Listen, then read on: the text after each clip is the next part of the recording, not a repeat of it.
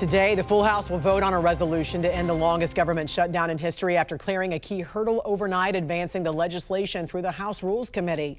Joining us now to discuss the big money headlines on the Hill is former Trump White House economic advisor Steve Moore. Good morning to you, Steve. Glad to see you. I know you've kind of done the whole planes, trains, and automobiles trying to get across the country here, so we appreciate you joining us this morning.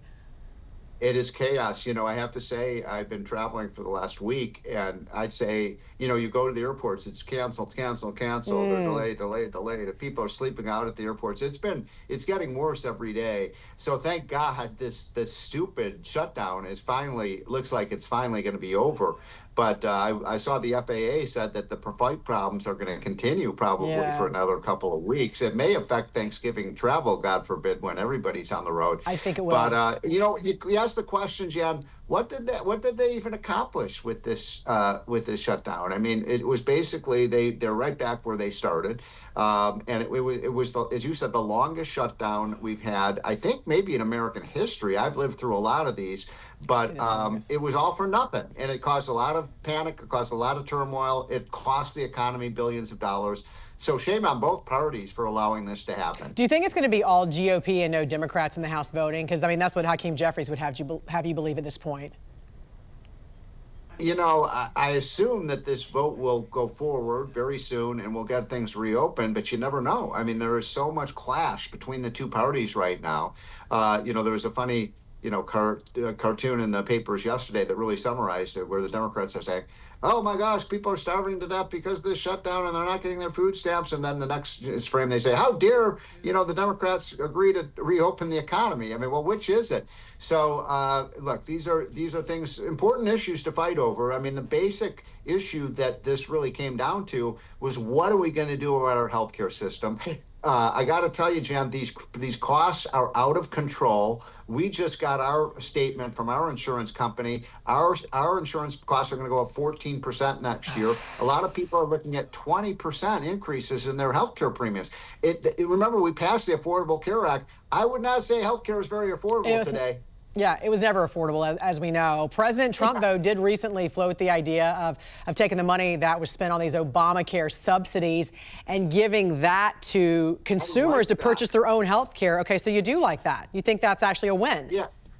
Yeah, let me give you a little of the math on that. So, you know, the average family is paying $35,000 a year for health insurance. Now, some of that comes from the employer. Some of it comes out of the paycheck of the employees. But imagine with $35,000, you could get a catastrophic health insurance plan that would cover you for, you know, if you had a cancer or you got in a serious injury or had a chronic disease. That's why you want insurance, to protect against those, you know, those rare but expensive events. And then people could either have like a health savings account, and they could just pay right out of their health savings account for the routine expenditure. It's so interesting to me, Jan, as an economist, that the only area in the economy where we as American consumers don't ask what things cost isn't healthcare, because nobody knows the price of any of this stuff. It's almost like you don't want to know, and that's the problem.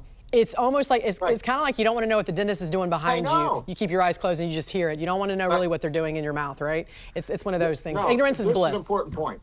Hold on, I mean, because that is a really important point, and it is like, because you know what, if we knew what these things actually, what they were charging, we'd probably drop off our chair. I mean, you can have literally two hospitals, Jan, right down the street in Washington, D.C., where you are, and one of the hospitals will charge you $600 for an MRI, and the other charge you $3,000 for an MRI. None of this makes any sense, and yet we as consumers never ask the hospital or the physician or the drug company, what's this going to cost? Same thing with drugs. One pharmacy will charge you $200, the other charge you $500. Yeah, why? Does that make any sense? Yeah, exactly.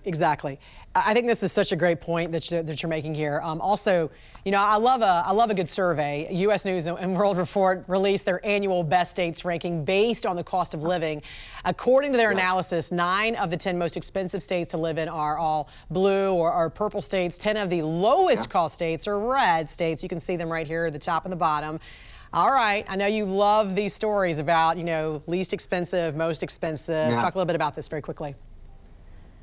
Well, look, people are really angry about the cost of things, everything from housing to healthcare, as we were talking about, things like groceries, gasoline. You know, when I've been to some of those least expensive states recently. I was in Oklahoma; they're paying $2.49 a gallon for gasoline. You go to Massachusetts, they're paying $4 a gallon for gasoline. Or California, they still pay $4.50. So, if you're concerned about the cost of living, as we all do, the states that tend to be red states have lower cost of living because they don't have high taxes, they don't have rent control, they don't have all these policies, they don't have green energy mandates that drive up the cost of electricity. So that's a good list. By the way, the 10 states with the lowest cost of living, every one of them is in a red state. Yep. 9 out of the 10 of the most expensive ones are in blue states, including the state I live in, Maryland. It sure is. All right, former White House economic advisor Steve Moore, glad you're back here from Chicago, our old stopping grounds. Good to see you. I hope I get back. I hope I get back. Oh, you're still there. I don't know with the flights today. Oh.